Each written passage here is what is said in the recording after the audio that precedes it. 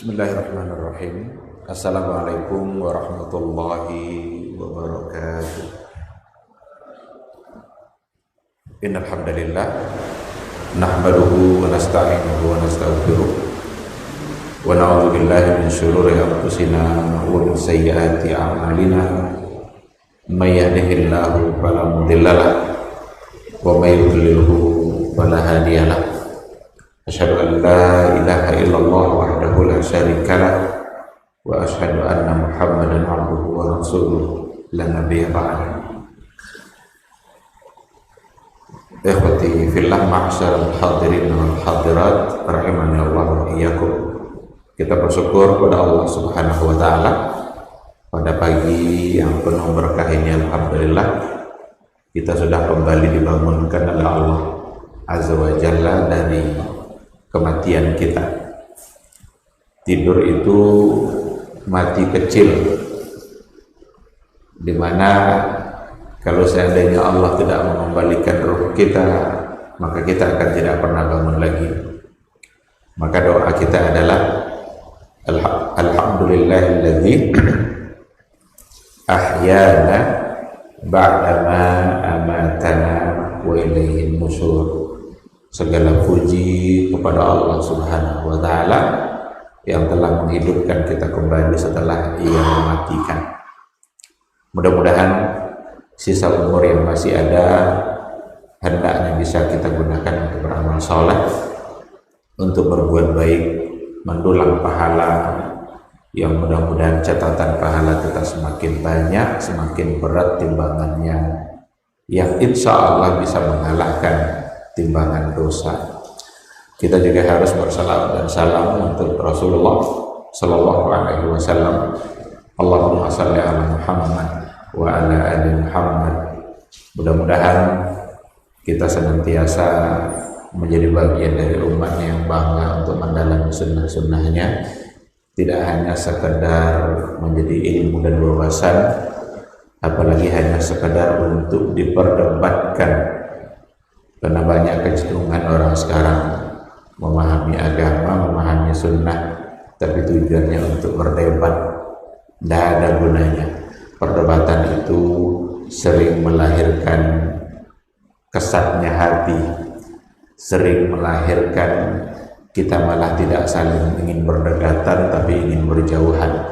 Yang diinginkan oleh agama ini justru adalah kita bersama-sama dalam menjalankan agama, menuju ridha Allah, menuju keampunan Allah, dan menuju surganya Allah Azza wa Jalla. Ya khutibillah, mudah-mudahan kita termasuk orang-orang yang pantas untuk mendapatkan syafaat Rasul di yaumul mahsyar. Amin amin ya rabbal alamin. Ikhwati fillah, ma'asyiral hadirin wal hadirat rahimani Allah wa iyyakum. Insyaallah kembali kita akan melanjutkan atau memulai kembali kajian subuh kita di hari Ahad. Cuma barangkali tidak setiap Ahad, tapi Ahad yang keempat dan Ahad yang pertama, atau pertama dan yang keempat dalam setiap bulan.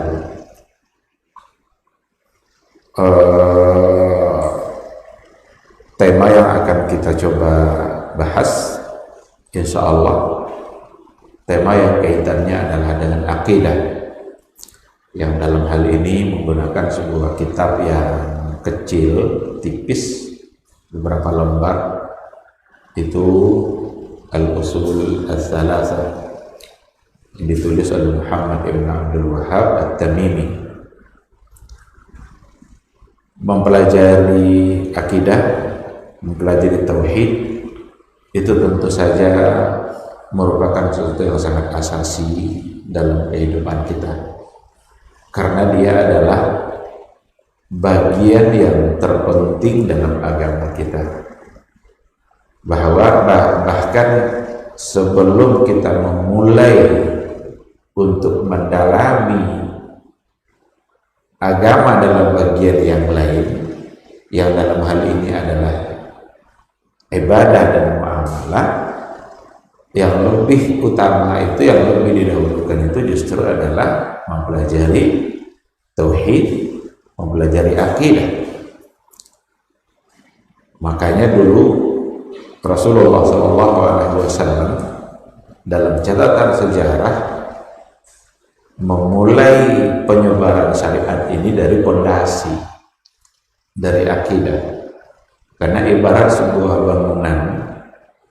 bangunan itu dibangun di atas sebuah pondasi. Seberapa besar bangunan yang akan kita bangun, sebegitu pula diperkirakan pondasinya untuk digali. Tidak mungkin sama bangunan ruko yang 2 tingkat pondasinya dengan ruko yang 3 atau 4 tingkat. Mustahil. Semakin kuat, semakin tinggi bangunan yang akan kita bangun, maka akan semakin dalam pula pondasinya. Karena kalau pondasinya rapuh, pondasinya tidak kuat, maka bangunannya juga tidak akan bertahan lama. Islam ini bagaikan sebuah bangunan yang sangat besar, yang sangat mulia, yang sangat agung, yang dibangun di atas sebuah pondasi yang sangat kokoh. Oleh karena itulah kita berkewajiban untuk mendalami, membahas persoalan akidah. 13 tahun Rasulullah SAW pada periode Makkah itu didominasi oleh persoalan akidah. Belum masuk pada banyak hukum, walaupun pada bagian-bagian akhir dari periode Makkah itu sendiri sudah mulai ada beberapa hukum, tapi secara keseluruhan periode Makkah didominasi oleh persoalan akidah. Sampai nanti ke Madinah bukan berarti akidah sudah tidak dibahas, masih tetap berlanjut, tapi sudah bisa diisi. Pondasi yang dibangun 13 tahun di Mekah itu sudah bisa dibebankan di atasnya berbagai hukum. Ada yang halal, ada yang haram. Kalau kita sudah punya akidah, maka mudah bagi kita untuk menerima mana yang halal, mana yang haram. Meskipun ada hal-hal yang sudah menjadi tradisi dalam kehidupan kita, tapi salah, itu akan begitu mudah bagi kita untuk meninggalkannya seandainya mau bertentangan dengan akidah Islam. Itulah dulu Nabi. Begitulah dulu Nabi membangun sebuah masyarakat yang murid-muridnya adalah para sahabat-sahabatnya yang meyakini dan memiliki akidah yang begitu tangguh, sehingga pada periode Madinah begitu mudah halal haram itu diturunkan oleh Allah. Mana yang halal, mana yang haram. Khamar itu menjadi sesuatu yang sudah lumrah dalam kehidupan masyarakat jahiliyah. Biasa aja itu. Berapa banyak sahabat yang ikut mabuk-mabukan karena belum turun ayatnya. Tapi ketika Allah turunkan ayat haramnya mabuk, walaupun sudah menjadi kebiasaan bagi dia, benar-benar sudah menjadi bagian dari kehidupan mereka, mabuk-mabukan itu. Tapi ketika Allah nyatakan itu haram, innahu rijsun, itu najis, haram itu kata Allah, fajtanibu, tinggalkan. Begitu mudah para sahabat ketika itu untuk meninggalkannya. Ada di antara sahabat itu yang sudah mau minum, sudah mau sampai minuman itu, gelas itu di mulutnya, disampaikan kepada dia kalau ayat khamar itu secara nyata tegas sudah turun, tak jadi dia minum. Bisa dia tinggalkan itu tidak mungkin terjadi kecuali kalau didasari dengan akidah yang kokoh. Maka sebelum hijrah Nabi itu kan ada peristiwa Isra Mi'raj. Itu ujian, itu seleksi keimanan sebenarnya. Seleksi keimanan menjelang mereka hijrah ke kota Madinah. Ketika dikatakan bahwa Rasul itu sudah sampai ke Sidratil Muntaha untuk mengambil perintah sholat, yakin tidak mereka itu? Ternyata banyak yang tidak yakin. Ada yang murtad, tidak siap dia. Orang-orang murtad tidak diperlukan oleh agama. Orang-orang yang tidak siap dengan akidahnya udah pergi.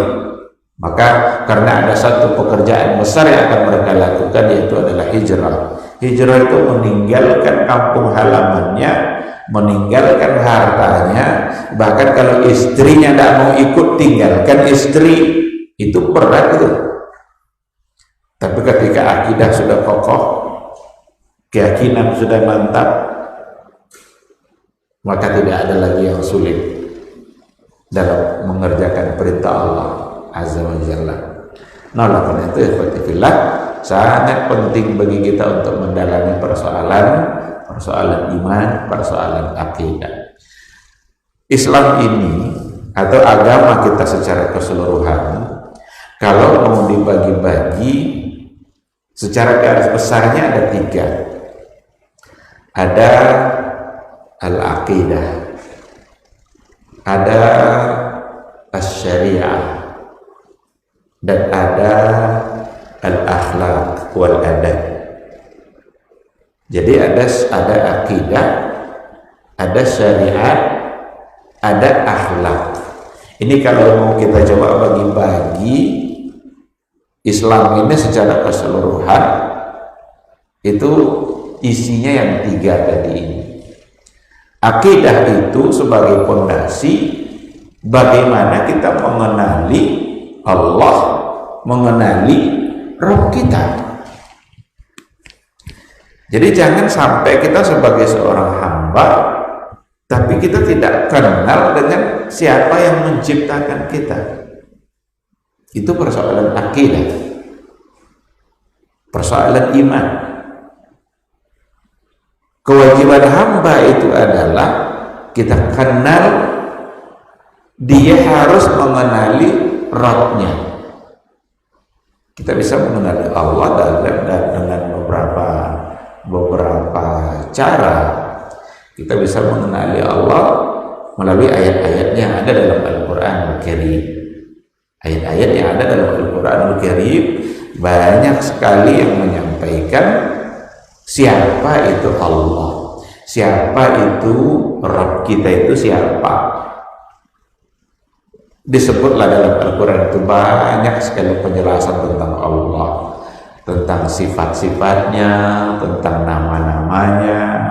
Itu ayat-ayat Al-Quran sering di ujungnya itu adalah seperti innahu ghafurur rahim wa huwal azizul hakim wa huwal khallaqul alim.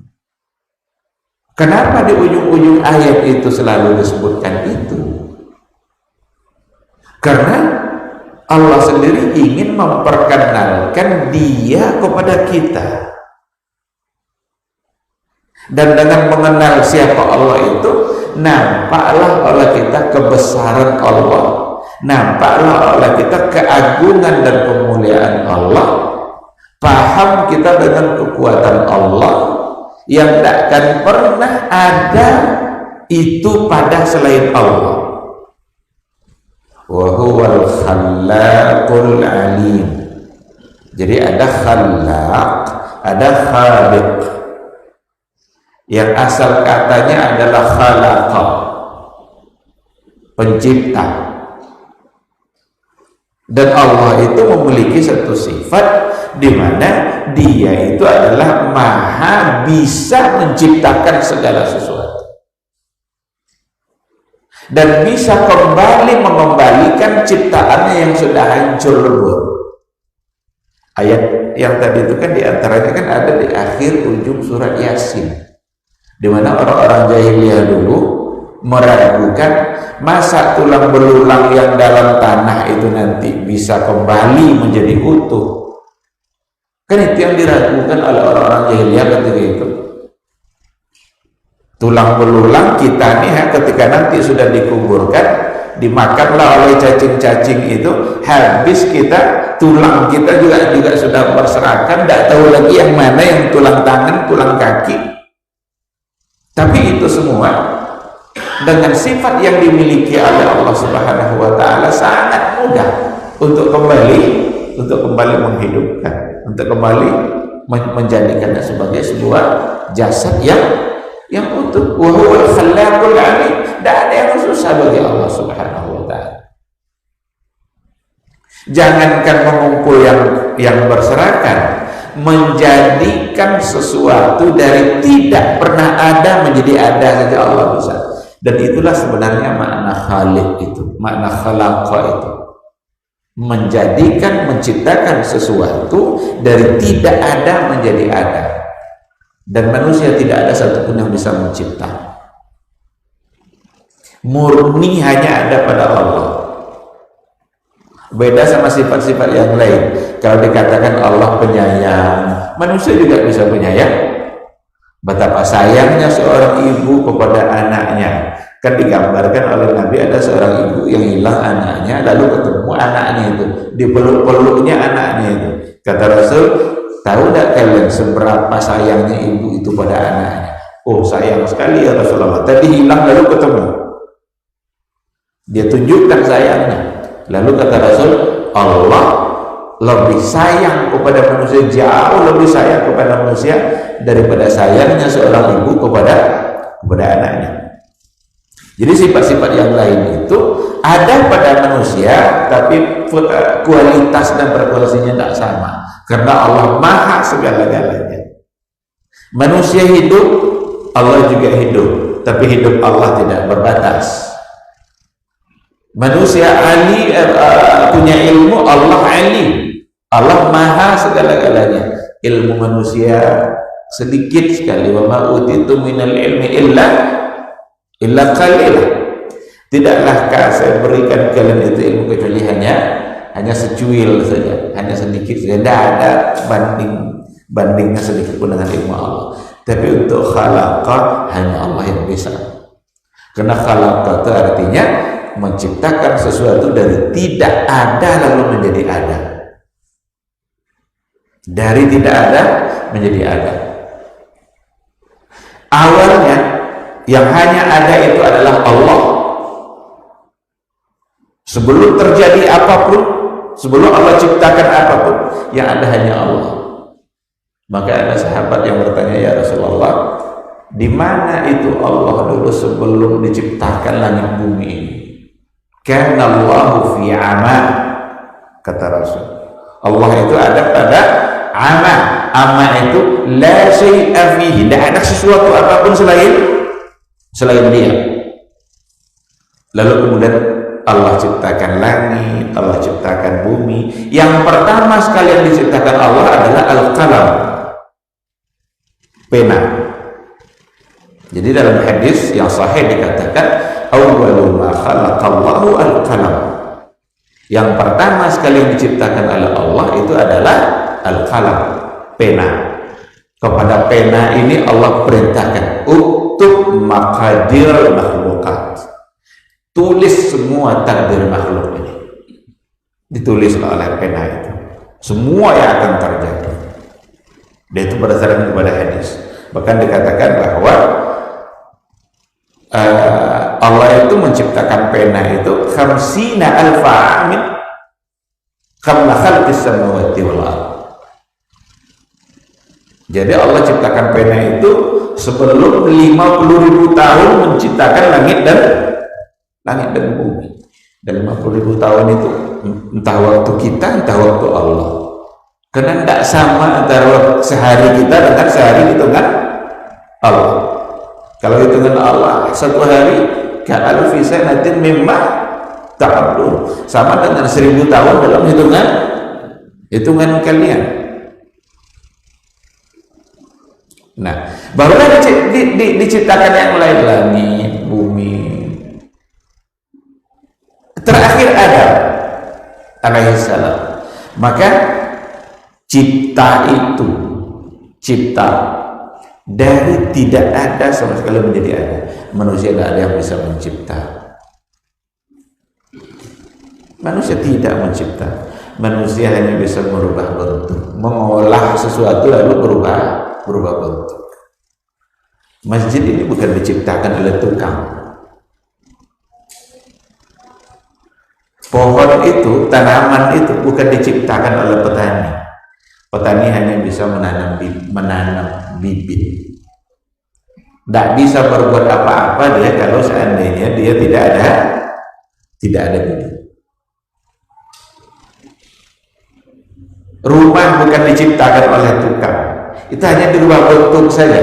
Ada semen, ada pasir, campur, kasih air, batu, aduk-aduk jadi dinding. Kalau tidak ada batu, pertanyaannya yang menciptakan batu siapa? Ada manusia bisa mencipta batu? Kalau ada batu ciptaan, pasti hanya bahan yang diolah, lalu dirubah bentuknya menjadi batu. Maka kalau ada dokter bisa dia membuat gigi, ada dokter bisa membuat gigi dia, tetap saja namanya gigi palsu. Padahal gigi itu persis sama kayak gigi, tapi kata orang ini gigi palsu. Nah, maka ayat-ayat Al-Quran yang tadi itu banyak sekali memperkenalkan kita kepada siapa itu Allah, siapa Rabb kita. Maka pahamilah Allah itu melalui ayat-ayatnya, melalui Al-Quran yang sudah diturunkannya, dan ayat itu nanti bisa ayat-ayat yang tertulis dan bisa ayat-ayat yang terlihat. Yang terlihat dari alam yang ada sekeliling kita itu ayat-ayat Allah. Ada kematian, ada kehidupan. Sebentar-sebentar dengar oleh kita suara ambulan lewat, oh ada yang meninggal. Tiba-tiba datang pula berita, kita baca WA, alhamdulillah lahir anak pertama saya. Berarti kehidupan kita ini diisi oleh itu. Ada yang meninggal, ada yang lahir, ada yang datang, ada yang pergi. Ini siapa ini? Semua melakukan Allah Subhanahu wa ta'ala. Kita tidak bisa memilih siapa yang menjadi ibu kita. Kita tidak bisa memilih siapa yang menjadi ayah kita. Kita lahir ini semata-mata kehendak Allah, bukan kehendak kita. Ada di India pengadilan, tuntutan seorang anak menuntut ibunya, kenapa ibu itu melahirkan dia. Ini kedurhakaan yang luar biasa. Durhaka pada orang tua dan durhaka pada Allah. Tapi maklum kalau yang terjadi di India barangkali mereka tidak muslim. Tapi yang harus kita ketahui, lahirnya kita, hadirnya kita ke bumi Allah ini bukan kehendak kita. Tidak bisa kita menentukan, ibu kita tidak bisa menentukan kapan dia melahirkan kita. Sampai hari ini dokter kandungan tidak bisa memberikan kepastian yang ditangani sekarang ini detik berapa lahirnya. Tidak bisa. Nanti dia lahir kira-kira sehat atau sakit, atau jangan-jangan pas lahir langsung mati. Ini semua persoalan akidah, persoalan iman. Jadi yang pertama sekali, bagian terpenting dalam agama kita ini adalah akidah, adalah iman, keyakinan kita kepada Allah Subhanahu wa ta'ala. Dan itu harus mendalam. Dulu Rasul mengutus para sahabat untuk pergi ke daerah-daerah, pergi ke wilayah-wilayah, ke pedalaman-pedalaman Arab, mengutus satu orang sengaja untuk mengajarkan mereka. Pertama sekali yang diajar adalah akidah, adalah iman. Seperti Mu'adz bin Jabal yang diutus oleh Allah ke wilayah Yaman untuk mendakwahi, innaka sata'ti qaumun min ahlil kitab. Kamu akan datangi orang-orang yang mereka itu sebenarnya adalah ahlul kitab. Lalu mulai Rasul memberikan pesan-pesannya. Yang pertama sekali kata Rasul, beritahu mereka, sampaikan kepada mereka, ajak mereka untuk memberikan kesaksian bahwa la ilaha illallah dan Muhammad itu adalah Rasulullah. Kalau mereka sudah meyakini itu, kalau mereka sudah menerima itu, sampaikan kepada mereka, akhbirhum bi annallaha qad iftarada alaihim khamsa salawat. Sampaikan kepada mereka bahwa sesungguhnya Allah mewajibkan mereka sholat 5 waktu. Jadi kalau sudah full keyakinannya itu kepada Allah, menerima kewajiban-kewajiban setelah itu sangat mudah. Dan itu menandakan pentingnya persoalan akidah untuk kita pelajari. Sedangkan yang kedua, tentu saja setelahnya adalah syariat. Ada syariat, setelah akidah dibangunlah di atasnya syariat. Yang dalam hal ini 2 kategori besar, ada ibadah, ada muamalah. Jadi ada ibadah, ada muamalah. Kalau ibadah itu vertikal, antara kita, antara hamba dengan Allah. Sholat, puasa, zakat. Tapi kalau muamalah lebih kepada interaksi sosial secara horizontal antara kita sesama manusia, jual beli, pinjam meminjam, upah mengupah, gadai, hadiah, hibah, itu semua masuk dalam persoalan muamalah. Diatur ini semua oleh Allah untuk kebaikan kita semua. Jadi diatur bagaimana kita beribadah.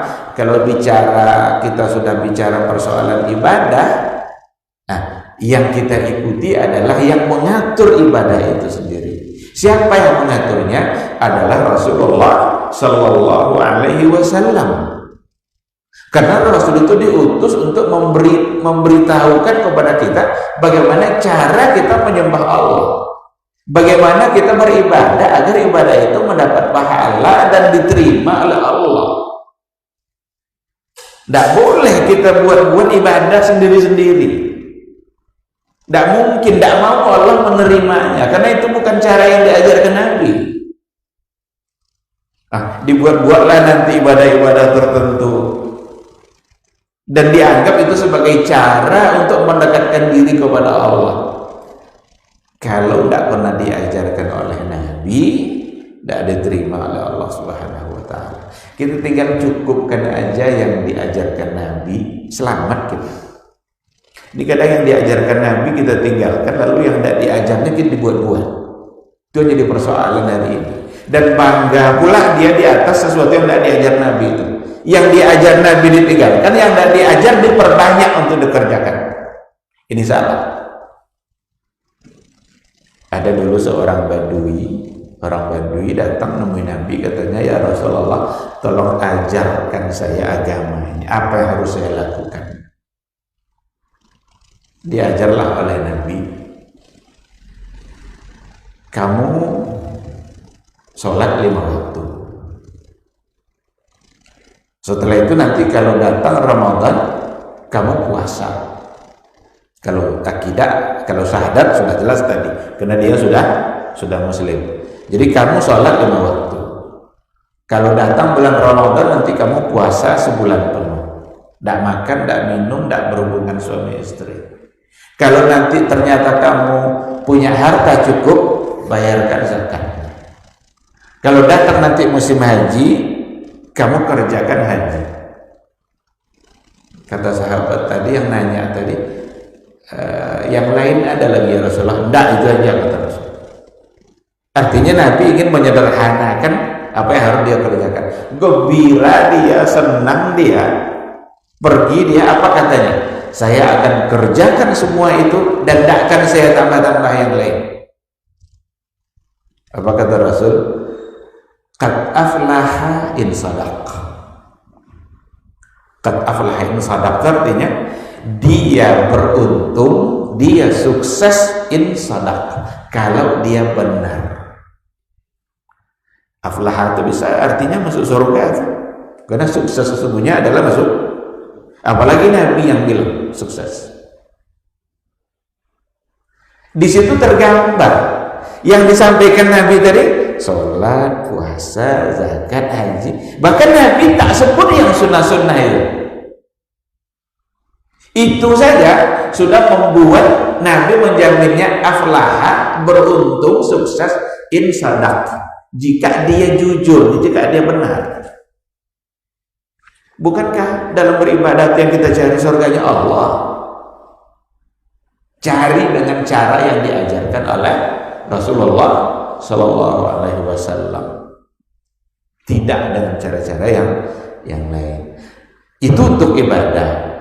Tapi nanti kalau sudah ada pada persoalan muamalah, dalam masalah muamalah, di sini Rasul tidak mengatur secara rinci.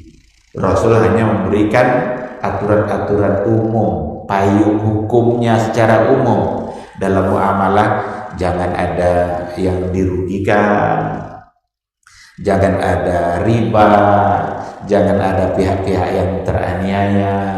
Itu aturan umum namanya. Adapun bentuk muamalahnya berkembang. Silahkanlah kembangkan persoalan muamalah itu asal tidak melanggar aturan-aturan umum yang sudah disampaikan oleh Nabi tadi. Maka kata Rasul, antum a'lamu bi umuri dunyakum. Kalian lebih paham dengan urusan dunia kalian. Tapi kalau seandainya masalah agama, masalah ibadah, khudhu anni, ambil dari saya. Dulu ada tukang kebun, petani korma. Nabi lewat di saat dia berkebun itu, kata Rasul, kayaknya kalau tidak seperti itu dilakukan akan lebih bagus kebun kamu nanti. Jangan lakukan seperti itu. Tidaklah dilakukan oleh sahabat tadi. Ternyata tahun depannya tidak ada buah. Datang dia sama Nabi, ya Rasulullah, hasilnya begini. Nabi mengatakan, antum a'lamu umuri dunyakum. Karena lebih paham dengan urusan dunia kalian. Tapi kalau yang saya sampaikan agama, khudhu anni, ambil dari saya. Maka sekarang persoalan ekonomi, betapa pesat perkembangannya. Banyak sekali hal-hal yang tidak ada pada masa Nabi tapi ada pada hari ini. Salahkah itu? Bid'ahkah itu? Bolehkah? Jawabannya boleh.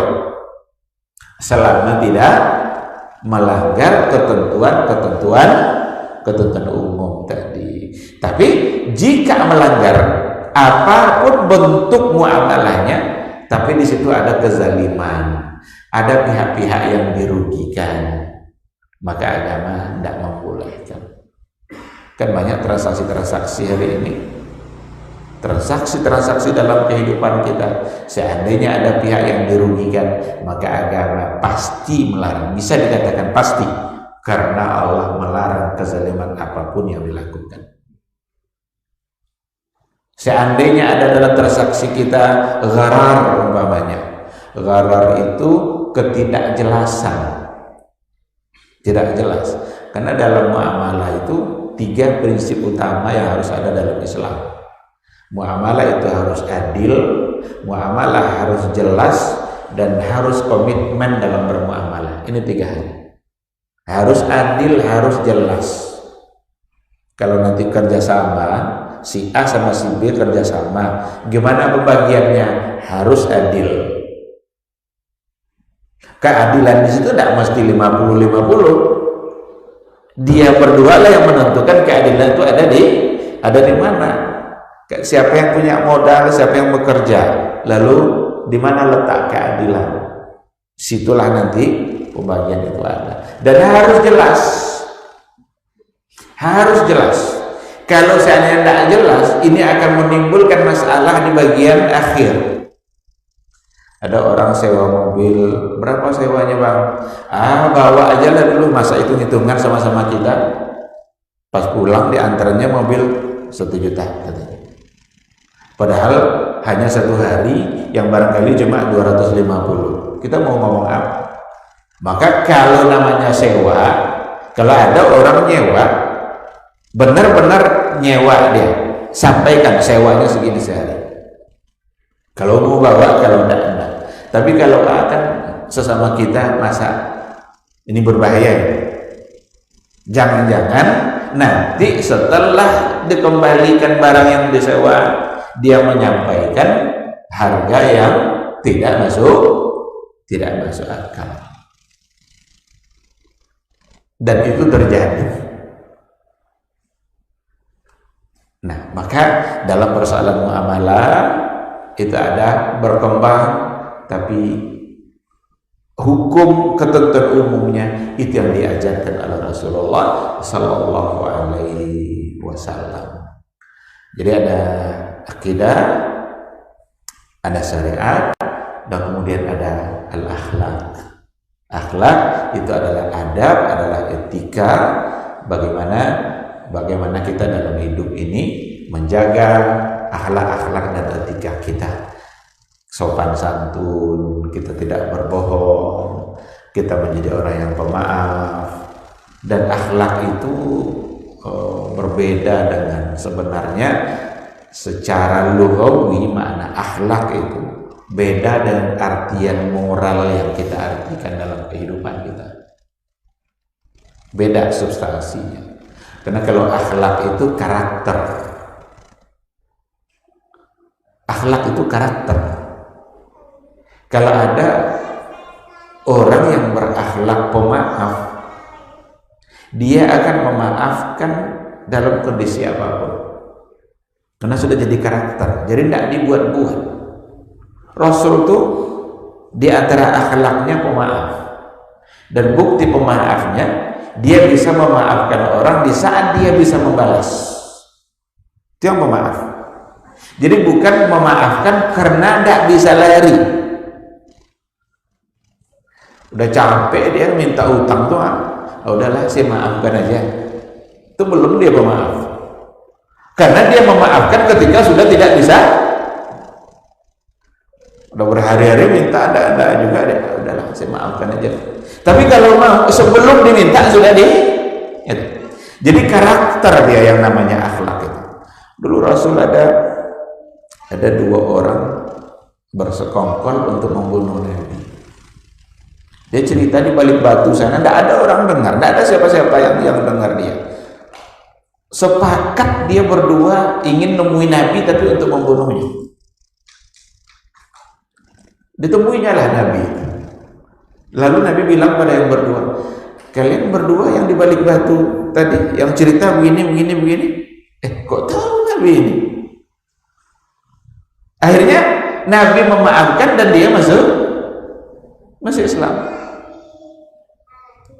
Ketika terjadi hijrah ke Taif itu, hijrah Nabi ke Taif, dilemparlah pakai batu sama orang-orang Taif itu. Berdarah kaki Nabi kena lempar-lemparan mereka itu. Datang malaikat, ya Muhammad, kamu kalau kamu mau, saya timpakan, saya angkat bukit itu, saya timpakan ke mereka sekarang kalau kamu mau. Tapi apa jawaban Nabi? Tidak. Innahum qaumun la ya'lamun. Karena sebenarnya mereka adalah kaum yang mereka belum paham tuh. Saya berharap lahir dari mereka orang-orang yang membela agama Allah. Karena tidak jadi dilakukan. Ini yang pemaaf itu. Kalau kita kira-kira bermusuhan dengan seseorang, tiba-tiba ada tawaran kepada kita, orang itu bisa melakukan apa saja pada musuh kita tadi. Apa kira-kira jawaban kita? Kalau kita mau benar-benar pemaaf, kita akan maafkan. Tapi kalau tidak, apa kata kita? Laksanakan sesegera mungkin. Jauhkan dia dari pandangan saya. Maka akhlak itu karakter. Kalau orang akhlaknya dermawan, saat miskin pun dia akan dermawan. Jadi bukan hanya saat dia kaya, saat dia miskin pun seberapa yang dia bisa dia akan berikan. Tapi kalau moral itu sekedar melakukan sesuatu yang dipandang baik oleh manusia, tapi belum pasti itu menjadi karakter. Mungkin kita nilai dia baik, tapi belum pasti itu karakternya. Karena kebaikan itu bisa dibuat-buat. Jujur itu bisa, pura-pura jujur bisa, tapi hakikatnya dia tidak jujur. Ketika dia bersama orang lain, dia akan malu untuk melakukan keburukan. Tapi kalau sudah sendiri, masih terhindarkah dia dari keburukan itu atau tidak? Kalau akhlak masih. Tapi kalau sekedar moral, enggak. Dia nampak orangnya jujur sekali, enggak mau mengambil hak orang lain. Tapi pas saat dia sendiri-sendiri, ketemu HP, enggak ada orangnya, hilang HP itu. Karena enggak ada orang yang melihat. Tapi kalau akhlak, orang yang tahu kalau Allah selalu melihat. Meskipun orang tidak melihat, tapi Allah tetap melihat. Inilah dulu seperti kisah pada masa Umar Ibn al-Khattab itu, kan dia patroli malam-malam kan. Patroli malam-malam dengar dia perbincangan seorang anak gadis dengan ibunya. Dia kerjanya adalah penjual susu. Ibu itu bilang, "Nak, ayo kita tambah susu ini pakai air, agar jumlah susu yang kita jual itu banyak." Kata putrinya, "Jangan wahai ibu." "Nggak apa-apa," kata ibu, "kan nggak ada yang lihat." Umar pun nggak tahu, padahal Umar di luar mendengar. Kata putrinya apa? Umar tidak tahu, tapi Rabbnya Umar, ini akhlak ini. Benar-benar dia punya karakter dalam dirinya. Karakter saksiyah Islamiyah itu, karakter pribadi muslim itu ada pada diri dia.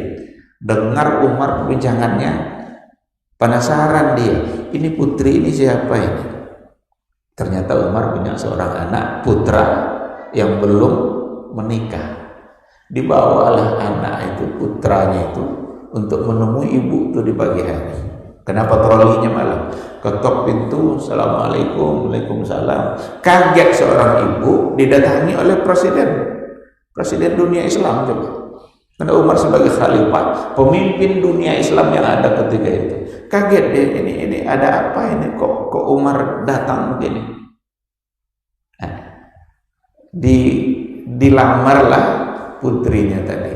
Betapa gembiranya ibu ketika dilamar putrinya tapi kata Umar, "Jangan gembira, karena kamu nikah dengan anaknya Umar. Karena kamu nikah dengan anak kamu akan dinikahkan dengan anaknya Umar, di mana semua orang tahu siapa itu Umar Ibn al-Khattab." Nah, jadi bagian yang ketiga dari syariat Islam itu adalah persoalan akhlak. Jadi ada akidah, ada syariat, dan ada akhlak. Ini sebenarnya tergambar dari hadis Jibril. Ada namanya hadis Jibril. Hadis Jibril itu adalah hadis yang menceritakan bahwa Jibril menjelma seperti seorang pemuda yang tak pernah dilihat oleh sahabat ketika itu. Seorang yang musafir, pemuda yang musafir, tapi pakaian putih bersih padahal dia musafir. Rambutnya hitam pekat padahal dia musafir. Kalau musafir biasanya rambut hitam sudah tidak hitam lagi, berdebu dia. Baju putih itu sudah bercampur sama tanah, sama debu. Tapi sahabat dia agak apa? La yura fihi asarus safar. Tidak nampak padanya bekas-bekas safar. Diletakkanlah oleh Nabi, oleh yang datang itu Jibril, lututnya ditemukan pada lutut Nabi. Lalu dia bertanya, "Ya Muhammad, ma huwal iman?" Wahai Muhammad, apa itu iman? Dijawab oleh Nabi, iman kepada Allah, kepada Rasul. Katanya, sadaqta. Umar herannya, dia pula yang bertanya, dia pula yang bilang benar. Biasa kalau bertanya kan diam, ya kan? Berarti ini nguji-nguji nih kan? Kayak ada orang mamanya di majelis ilmu bertanya dia, ada tapi kadang nguji-nguji dia. Ini kira-kira Ustaz ini mana nih penangan dia? Nah, nanti disebar-sebarkan ke video-videonya. Banyak yang gitu hari ini. Orang sudah mau main-mainkan apa namanya itu media ini untuk hal-hal yang kadang mengadu domba dan lain sebagainya. Maka ketika Nabi dia bilang sadaqta, dia bertanya, dia pula menjawab. Nanya lagi yang kedua, ya Muhammad, ma huwal Islam? Apa itu Islam? Dijawablah oleh Nabi yang rukun Islam itu. Ada syahadat, ada sholat, puasa, zakat, haji. Yang ketiga, ma huwal ihsan? Apa itu ihsan? Dijawablah oleh Rasul, anta abudallah ka'annaka tarahu fa in lam takun tarahu fa innahu yarak. Kamu beribadah kepada Allah seolah-olah kamu melihat Allah secara langsung. Tapi jika kamu tidak mampu melihat Allah, fa innallaha yarak. Allah melihat kamu. 3 pertanyaan ini sebenarnya kalau mau kita tadabburi secara baik, ini untuk 3 inti keislaman yang kita sampaikan tadi. Ada persoalan iman, akidah, ada persoalan syariat, Islam, dan ada persoalan akhlak yang ada pada ihsan. Bagaimana kita senantiasa seolah-olah melihat Allah dimanapun kita berada. Pas Nabi nanya yang keempat, mata sa'ah, kapan terjadi hari kiamat? Nabi angkat tangan. Yang bertanya, yang ditanya tidaklah lebih tahu daripada yang bertanya tidak pula lebih tahu daripada yang ditanya. Karena Nabi pun tidak tahu kapan hari kiamat. Bahkan hadis itu pun mengatakan Jibril pun tidak tahu. Karena yang bertanya tidak lebih tahu daripada yang ditanya. Tapi intinya ada pada 3 pertanyaan pertama itu sebenarnya menggambarkan yang tadi itu. 3 bagian besar yang ada di dalam syariat Islam. Oleh karena itu, ikhwati fillah, ini sebagai mukaddimah kita yang akan kita mulai pada terus nanti akan kita lanjutkan, yaitu persoalan akidah. Agar tergambar oleh kita seperti apa pentingnya akidah di dalam kehidupan keseharian kita. Kita insya Allah akan menggunakan kitab Al-Usulus Salasah. Ini sebenarnya kitabnya tipis, tapi ini dalam bentuk syarahnya yang disarahkan oleh Syekh Muhammad ibn Shalih Al-Utsaimin. Dan ini pun sudah dalam bentuk versi terjemahan. Karena yang syarahnya saya tidak punya yang dalam Arabnya, tapi ada syarah yang sangat bagus oleh Syekh Muhammad ibn Shalih Al-Utsaimin, Syarhu Salasati Usul, penjelasan yang terkait dengan 3 pondasi dalam kehidupan, yang ditulis oleh Syekh Muhammad bin Abdul Wahhab At-Tamimi, salah seorang ulama kira-kira 200 atau berapa ratus tahun yang lalu, karena dia lahir 1115 Hijriah. 1115 Hijriah, sekarang 1400. Ya berarti kira-kira kurang dari 400 tahun yang lalu. Beliau seorang ulama besar pada masa itu yang dakwahnya berkolaborasi dengan Muhammad ibn Saud untuk kemudian mereka membangun sebuah negara yang namanya sekarang adalah Al-Mamlakah Al-Arabiyyah As-Saudiyah. Kenapa ada kata As-Saudiyah itu Saud? Karena memang pendirinya itu adalah Muhammad ibnu Saud. Tergambar dalam perjalanan dakwahnya itu bagaimana antara ulama dengan umara itu bersama-sama dalam membela agama Islam, sama-sama di dalam menyebarkan agama. Karena kata Rasul seperti itu, sinfani minan nas, ada 2 golongan manusia. Kalau seandainya dua-duanya itu sejalan bagus, maka manusia akan baik, yaitu al-ulama wal umara. Dalam sejarah kehidupannya, beliau sudah menghafal Quran sebelum umur 10 tahun, untuk kemudian beliau memulai belajar hadis, belajar fikih, belajar tafsir, belajar ilmu agama yang lainnya, sebagaimana para ulama-ulama dahulu juga belajar. Di antara yang menjadi guru beliau itu seperti Muhammad bin Hayat As-Sindi, dan ada juga Syekh As-Sammari, itu yang dimana tempat beliau belajar. Dalam dakwahnya dia lebih fokus kepada persoalan akidah, karena memang kondisi saat itu yang memang memerlukan perbaikan akidah. Karena yang begitu sudah menyimpang persoalan akidah pada masa itu, sudah semakin banyak kembali terjadi kesirikan dalam kehidupan. Maka dia lebih nampak dalam catatan sejarahnya itu, dia fokus kepada bagaimana memberantas kesirikan. Bagaimana orang melakukan kesirikan di kuburan, orang tidak lagi berdoa kepada Allah tapi berdoa kepada kuburan.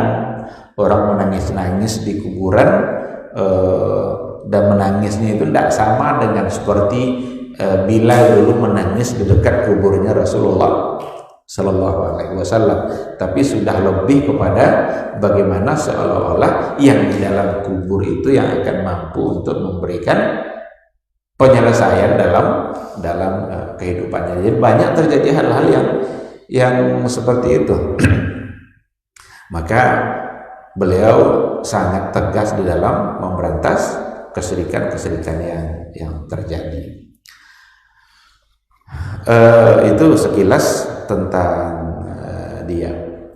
Ada banyak tuduhan-tuduhan untuk beliau.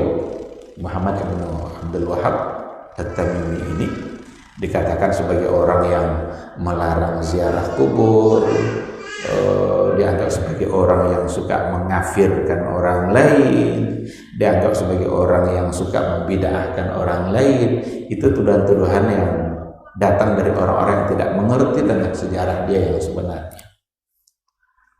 Karena ada jauh sebelumnya, bahkan pada abad kedua atau abad ketiga sudah ada muncul istilah Wahabi, di mana ditujukan untuk seorang tokoh dalam aliran Khawarij, di mana namanya Abdul Wahab ibn Abdurrahman ibn Rustum. Dia adalah pentolan Khawarij. Dialah dulu yang suka mengkafir-kafirkan orang itu, karena salah satu dari keyakinan yang ada pada Khawarij itu ya seperti itu. Dosa besar saja itu bisa membuat orang menjadi kafir. Tapi dalam kajian akidahnya Ahlussunnah wal Jamaah, dosa besar tidak membuat orang menjadi kafir, tapi dia disebut sebagai fasik. Kecuali kalau dia menghalalkan perbuatan itu kufur dia. Kalau ada orang meninggalkan yang wajib, itu fasik. Tapi kalau dia anggap yang wajib itu tidak wajib, kufur. Nah, maka keyakinan dengan Khawarij di antaranya adalah pelaku dosa besar itu membuat dia menjadi kafir. Maka Abdul Wahab inilah dulu yang dipatuakan oleh ulama yang sesudahnya sebagai orang yang kufur. Tapi orang-orang belakangan menyematkan istilah itu kepada Muhammad bin Abdul Wahab At-Tamimi, yang dilakukan oleh orang-orang Syiah yang memang dia itu sangat membenci Arab Saudi. Tapi banyak juga orang kita yang latah dalam hal ini, mengikuti apa yang dilakukan oleh orang-orang Syiah, sehingga tuduhan-tuduhan dia kepada Wahabi itu yang seharusnya dituduhkan kepada Wahabi yang abad ketiga itu, tapi disematkan sekarang kepada mereka-mereka ulama-ulama yang ada di Arab Saudi sebagai orang yang mengkafirkan. Ini sejarah akal sehat saja. Kalau kita mau lihat, coba siapa yang mengkafirkan dari ulama-ulama yang dari Arab Saudi sekarang ini? Kalau ingin betul-betul dituduhkan ke mereka. Karena soal takfir itu tidak mudah. Dan jangan lidah kita ini gampang untuk mengatakan orang kafir. Jaga lidah kita ini baik-baik. pertanggungjawaban di hadapan Allah Subhanahu wa taala. Maka Syekh Muhammad Ibn Abdul Wahab sendiri mengatakan dalam bukunya, banyak tuduhan-tuduhan kepada saya bahwa saya adalah orang yang begini. Dia jawab itu semua adalah tuhmah, itu semua adalah tuduhan-tuduhan, itu tuduhan batil yang tidak sesuai dengan fakta. Karena banyak pelaku-pelaku kesyirikan pada masa itu, tapi Syekh Muhammad sendiri tidak mengkafirkan seperti Al-Badawi yang seperti yang pernah disampaikannya itu termasuk orang yang dia tidak mengkafirkannya sebelum benar-benar iqamatul hujjah, sebelum dilakukan padanya, ditegakkan padanya dalil. Maka tuduhan mengharapkan ziarah kubur itu dusta, karena ziarah kubur itu sunnah Nabi. Bahkan kita mungkin sulit melakukan seperti yang dilakukan Nabi untuk ziarah kubur ini. Nabi lakukan, pernah Nabi malam-malam, larut malam ziarah ke kubur. Saya tanya, siapa kita hari ini yang mau ziarah kubur larut malam? Siang aja sendiri takut lewat kuburan, apalagi malam. Nabi malam-malam itu ziarah ke kubur, yang menandakan bahwa ziarah kubur itu sunnah. Aisyah terbangun, tengok, biasa ada Nabi, terpegang Nabi sama Aisyah, kok nggak ada Nabi? Ternyata Nabi keluar pergi ke Baqi'. Ada pekuburan di Madinah itu namanya Baqi', di samping Masjid Nabawi. Nabi biasa ziarah ke situ. Jadi menganggap bahwa ziarah kubur itu tidak boleh, katanya mereka mengharamkan, dusta besar. Yang dipersoalkan bukan ziarah kuburnya, tapi yang dipersoalkan adalah apa yang mereka lakukan saat berziarah. Itu yang dipersoalkan. Jangan sampai dalam ziarah kita itu melakukan sesuatu yang ternyata adalah salah menurut agama. Datang dia ke kuburan kiai, ke kuburan keramat-keramat yang dianggapnya kiai keramat, datang dia ke sana minta jodoh, minta sukseskan bisnisnya. Ini syirik. Kenapa? Karena yang menentukan jodoh bukan kiai yang dalam kubur tadi. Kiai itu aja sudah tidak tahu dengan dirinya, tidak bisa mengatur dirinya, apalagi untuk mengatur orang lain. Ini yang harus diperhatikan. Jadi bukan ziarahnya. Ziarah itu sunnah, Nabi yang menyuruh, Nabi yang melakukan. Ziarahilah kubur itu kalau agar ingat mati.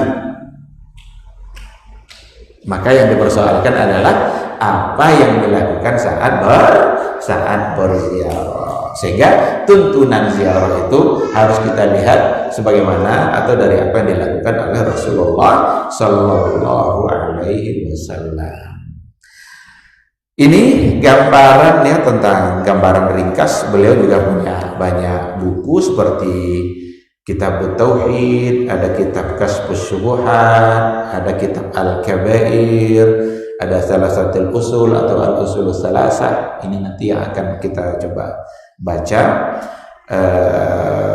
dan kitab-kitab yang lainnya. Beliau wafat pada 1206 Hijriah. 1206 Hijriah. Berarti kan baru itu kan 300-an tahun sebelum kita. Mudah-mudahan nanti kajian ini bisa bermanfaat dan bisa membuat kita mengerti dengan apa itu al-usulus salasa. 3 tugas utama yang harus ada dalam kehidupan kita. Kita harus mengenal Allah, kita harus mengenal Rasul, dan kita harus mengenal risalah yang dibawa oleh Rasulullah Sallallahu Alaihi Wasallam. Mungkin ini saja dulu sebagai mukadimah kita pada pagi hari ini. Semoga dapat dipahami dan bermanfaat insyaallah. Apakah akan ada tanya jawab atau dipending saja sampai pada pertemuan berikutnya? Kalau ada silahkan. Silahkan.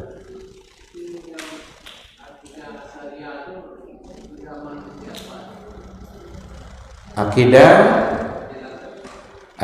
Asy'ariyah. Ada beberapa aliran yang muncul pada akhir abad kedua dan awal abad ketiga. Akhir abad kedua dan awal abad ketiga. Muncul beberapa aliran dalam ilmu kalam. Kalau di kampus-kampus biasanya dipelajari itu ilmu kalam. Bahasa lain tapi tidak sama, karena dia tidak belajar tauhid. Yang dipelajari pada ilmu kalam itu bukan substansi dari tauhid, tapi pemikiran yang beredar dalam persoalan teologi, dalam persoalan tauhid. Nah, muncullah beberapa aliran itu, ada Syiah, ada Khawarij, ada Murji'ah, ada Mu'tazilah, termasuk diantaranya adalah Asy'ariyah yang dulu didirikan oleh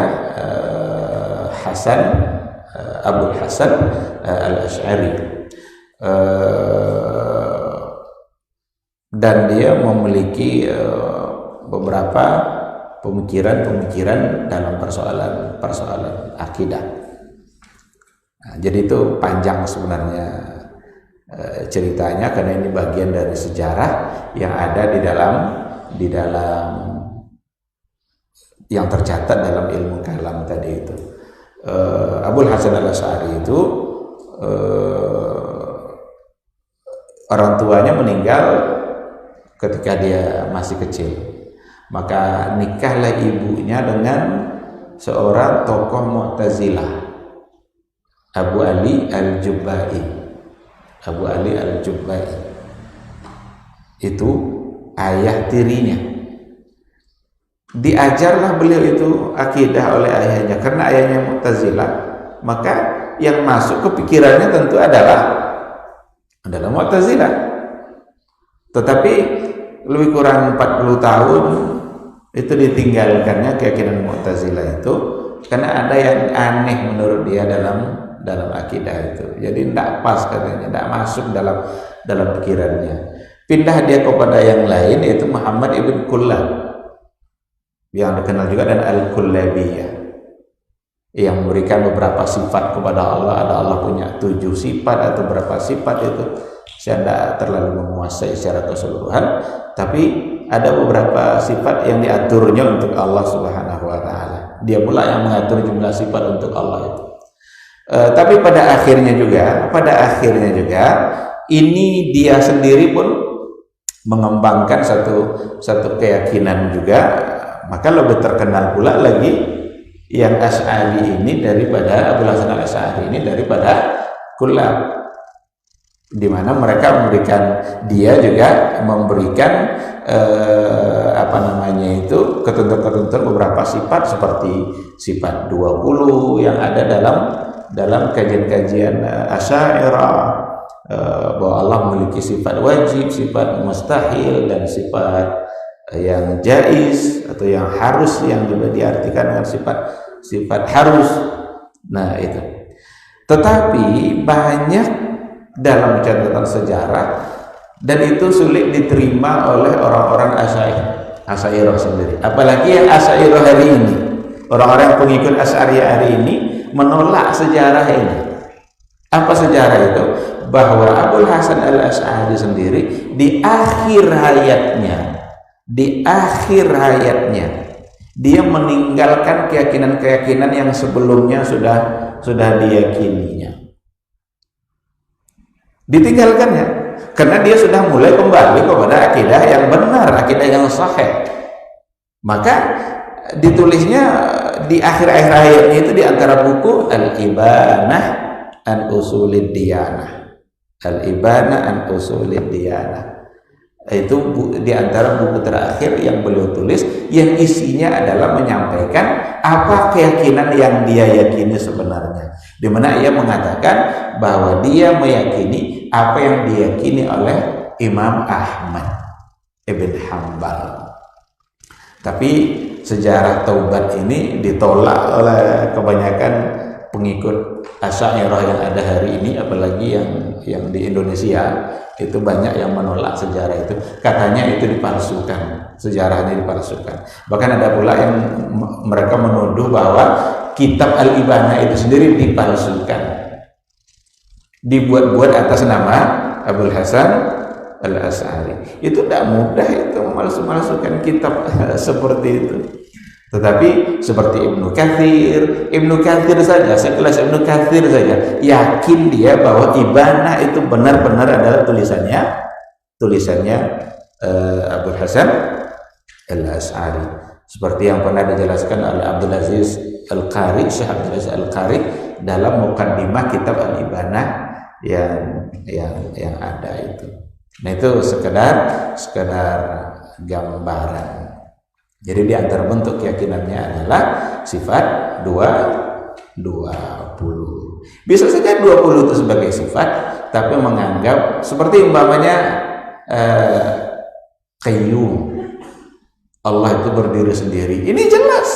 Karena Allahu la ilaha illa huwal hayyul qayyum. Hayyun maha hidup, qayyum berdiri sendiri, tidak ditopang oleh apapun. Allah tidak butuh kepada apapun. Betul, itu sifat. Tapi persoalannya, apakah hanya yang 20 ini saja? Atau seperti apa? Di sini persoalan itu muncul. Karena Allah itu nama saja dia punya 99. Dan setiap nama adalah sifat. Kalau setiap nama adalah sifat, 99 ini nama. Berarti di sini sudah ada 99 sifat. Nah, nggak tahu seperti apa penjelasannya oleh mereka, karena mereka memahami Allah Subhanahu wa taala. Kadang-kadang orang semakin sulit untuk mengenali Allah itu sendiri. Atau kalau kita cukupkan dengan 20 sifat, tidak sempurna pengenalan kita terhadap Allah Subhanahu wa ta'ala. Tapi Al-Quranul Karim menjelaskan itu. Siapa itu Allah, apa sifat-sifatnya, apa yang disandangkan, disematkan kepada Allah, dan itu harus kita yakini dalam semua sifat, termasuk sifat zat, termasuk pada sifat zat Allah. Allah punya zat yang maha mulia, maha agung, maha segala-galanya, dan tak ada satupun zat yang menyerupai zat Allah. Laisa kamitslihi syai'un wa huwas samiul basir. Allah itu tidak ada satupun yang serupa dengannya. Wa lam yakul lahu kufuwan ahad. Ini wajib kita yakini. Tapi ketika Allah menyampaikan sifat zatnya dalam Al-Quran, maka dulu Rasul dengan para sahabatnya mengimaninya, meyakininya, tak ada satupun mereka yang menolak, atau tak ada satupun mereka yang mencoba untuk mentakwil-takwilkan sifat zat itu. Karena semua mereka paham bahwa zat Allah pasti tidak sama dengan zat makhluk. Kan ada dalam Al-Quran seperti wajah. Dalam hadis juga banyak. Ketika Allah letakkan tumitnya dalam neraka, padam itu neraka. Berarti Allah punya tumit. Nah, nanti dalam aliran ilmu kalam mulai dipertanyakan, didiskusikan tumit. Terbayang dia tumit dia. Membayangkan tumit kita itu yang tidak boleh. Karena laisa kamitslihi syai'un. Tidak mungkin sama tumit kita dengan tumit Allah. Tapi karena ada hadisnya kita wajib yakin. Tumit Abu Pala sama dengan tumit Ustaz Nanda? Enggak sama. Tumit awaknya tumit istri kita enggak sama. Lalu bagaimana mungkin menyamakan Allah dengan makhluk? Laisa kamitslihi syai'un wa huwas samiul basir. Tapi ketika dikatakan ada sifat itu, imani. Wa yabqa wajhu rabbika dzul jalali wal ikram. Kekalla wajah Allah. Berarti Allah punya wajah. Mempertanyakan ini sudah mulai ini nanti membuat kita membayang-bayangkannya, dan tidak mungkin, mustahil. Nabi dulu ketika turun ayat itu, paham tak dia dengan makna wajah itu? Ketika disampaikan pula oleh Nabi kepada sahabat, paham tak sahabat? Langsung mereka, tidak ada satupun di antara mereka yang coba untuk meragu-ragukan. Oh, wajah berarti wajah ini bukan wajah. Kalau mencoba untuk mentakwilkan kepada yang lain, mesti ada dalil yang jelas dalam pentakwilan itu. Karena terkadang kan dipengaruhi oleh kaidah-kaidah akal yang dulu datang dari orang-orang Yunani dulu. Jadi banyak kaidah-kaidah akal yang sering digunakan dalam memahami Allah. Padahal Allah tidak bisa kita gunakan dengan kaidah akal untuk memahami dia. Kita lebih mudah mengenali Allah melalui apa yang diperkenalkan oleh Allah terhadap dirinya kepada hambanya. Mari kita bersikap sebagaimana dulu generasi salaf dulu, para sahabat, ketika diajarkan ayat itu oleh Nabi dan semua mereka percaya mengimaninya tanpa ada sedikit pun mencoba untuk mentakwil-takwilkannya. Ini sekilas tentang yang tadi itu. Mudah-mudahan nanti penjelasannya insya Allah bisa lebih dalam lagi melalui buku ini. Wallahu subhanahu wa ta'ala a'lam. Ada lagi?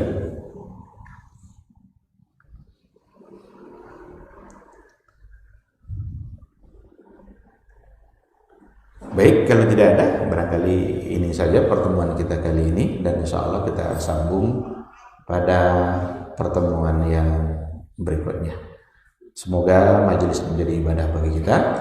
Semoga bermanfaat insya Allah untuk menambah ilmu dan iman kita. Amin amin ya rabbal alamin. Subhanakallahumma bihamdika asyhadu an la ilaha illa anta astaghfiruka wa atubu ilaik. Wassalamualaikum warahmatullahi wabarakatuh.